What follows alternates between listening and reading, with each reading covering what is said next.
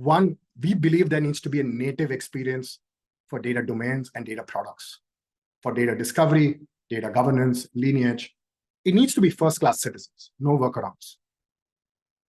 Second, persona first. If you've talked to anybody at Atlan, you will hear this every time. Today in the world for data teams, you can't build a product just for one persona. You can't just think about just the data store, or just can't think about just a data engineer or data scientist. You have to think about all their needs.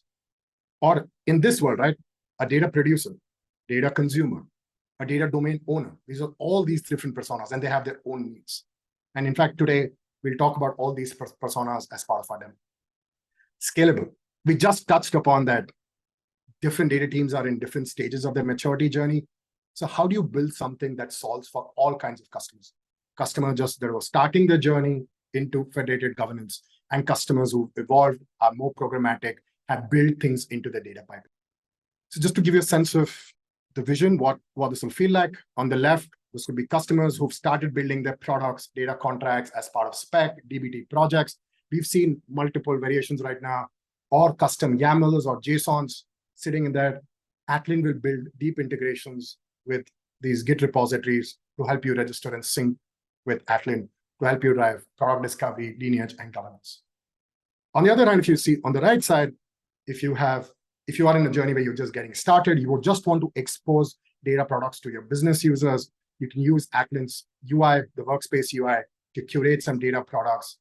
Or maybe if you have custom pipelines, you want to just embed and register these data products via your pipelines, you can leverage our SDKs to drive and register these data products.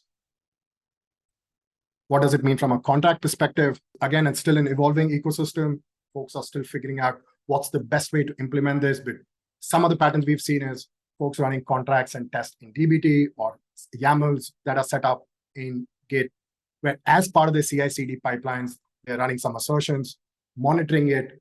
So the approach that we're saying is, and remember I talked about badges.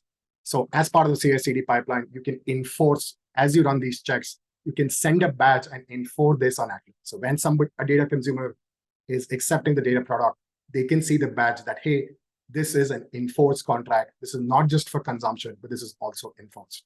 And I'm sure all of this will come together as we make progress in the journey.